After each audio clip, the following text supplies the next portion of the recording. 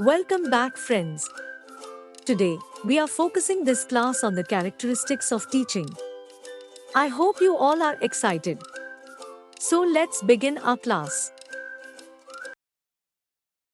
Teachers have the most significant responsibility regarding the quality of education. Teaching requires commitment, educational leadership, and the ability to convey knowledge in a way that enables students to acquire it. However, knowledge is not the only necessary parameter for successful teaching. Teachers also need to understand students' needs and the way they think, and to be able to maintain their attention in class. Teaching also depends on the quality of the school, its organization, and staff who can provide students with all the help they need regarding educational challenges.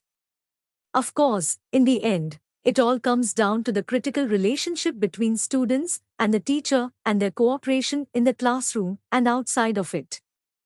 These are all characteristics of teaching that need to be examined to achieve a high level of quality education.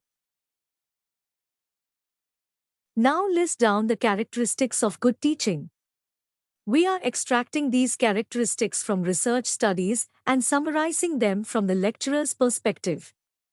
These features or characteristics are: the desire to share your enthusiasm for the subject with students.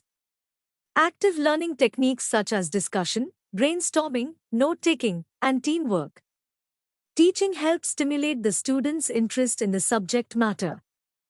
The environment in which teaching takes place is crucial for a positive learning experience. There should be a facility for engaging students at their level of understanding. How the teacher communicates with students is vital for learning. Teachers' manner and approach to students may vary. While some are relaxed, others firmly believe in maintaining discipline. Regardless of the personal style, a good teacher must present the lesson clearly and appropriately. A teacher should have the capacity to explain the material plainly and clearly. He should be committed to making everyone understands at what level and why. A teacher should have a concern for show respect for the students. A teacher should encourage students to be independent. He should be able to improvise and adapt to new situations. A teacher should be capable of utilizing methods of teaching and academic tasks. He must promote student engagement, responsibility, and cooperation. Using valid assessment methods. Problem solving is an important characteristic of teaching. The right lessons will not make students feel helpless and inadequate, but will motivate them to find a solution on their own. Instead of covering the ground, emphasize students' misunderstandings of critical concepts. A primary objective of teaching is to develop critical thinking. The learned skills, attitudes, and knowledge must be combined to interpret information correctly. A teacher must provide students with the highest quality feedback. The student-teacher relationship should be characterized by mutual respect. To establish such a relationship, both sides must demonstrate positive characteristics. A teacher should be interested in learning from students and other sources to improve teaching. Now let's point out some of the basic requirements of teaching. In teaching, we give instructions to students, especially during the elementary, secondary, and university years, to make them learn. Teachers make learning possible by assuming what and how the pupil will learn. Hence, a teacher should know the basic teaching requirement to teach well. When teaching is involved, it has four essential parts, which include the teacher, student, subject, and environment. Without these parts, teaching cannot take place. Now we will discuss them thoroughly. The first important part is the teacher. The teacher is the creator of knowledge and information.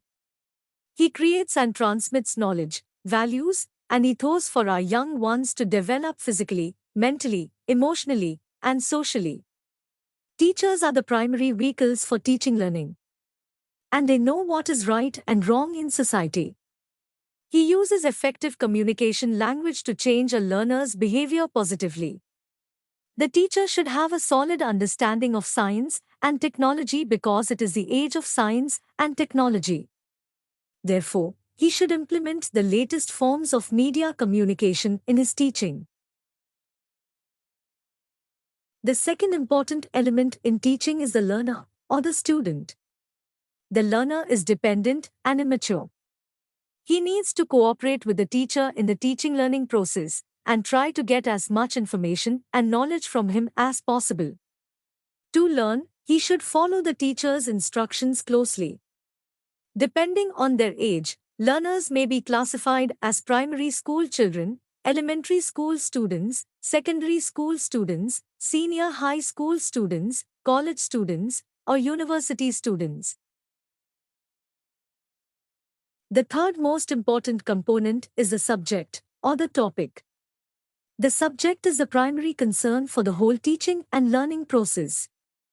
Generally, the teacher determines the topic, but learners can also determine a topic for balanced and harmonious development. The teacher prepares charts, maps, tables, and models relevant to the chosen subject. Technology and scientific aids may also be incorporated into the teaching to make it more exciting and understandable for students. The last important part of teaching is the environment. The leader's growth and overall development are the main objectives of teaching. The teaching-learning process can only take place in an environment conducive to learning. As a teacher, you create an environment where you nurture your students. They are not objects to be manipulated. Children and learners were viewed as natural or given categories in the past. Thus, the importance of the fact that the development of a learner is intimately related to societal changes in socio-cultural and historical conditions was undermined. We can also categorize teaching requirements by variables like the dependent variable being the student, the independent variable being the teacher, and the intervening variables being the goal or the subject. The teaching process involves the following variables: 1. Dependent variable. 2. Independent variable. 3. Intervening variables. Now let's discuss them one by one. 1. Dependent variable. The student can be defined as a dependent variable. As a result of the teacher's efforts and teaching process, he will undergo changes and developments. A dependent variable performs a functional or active role in the teaching process. The second one is the independent variable. The teacher can be identified as an independent variable. The teacher is responsible for the performance of students and dependent variables. Students are somewhat dependent on him, but he has plenty of freedom to act. Teaching is planned, organized, led, and controlled by the teacher. The role of independent variables is similar to the role of dependent variables. The third one is intervening variables. Obtaining teaching goals requires a desirable interaction between the dependent and independent variables. The intervening variables play this role. Intervening variables include instruction content, methods and techniques, tactical strategies, and environments for instructional material management. Teaching needs to comply with the following requirements.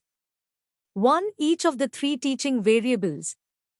2. A professional approach. 3. A suitable teaching environment. 4. A positive relationship between teacher and student. 5. The discipline of the student. 6. Students' dedication to learning and, on the other hand, teachers' devotion to teaching. So that's all for today. In our next class, we will talk about the learning process and will have depth discussions on the learner's characteristics. Please subscribe to our channel to get more videos. Thanks for watching. See you in the next class.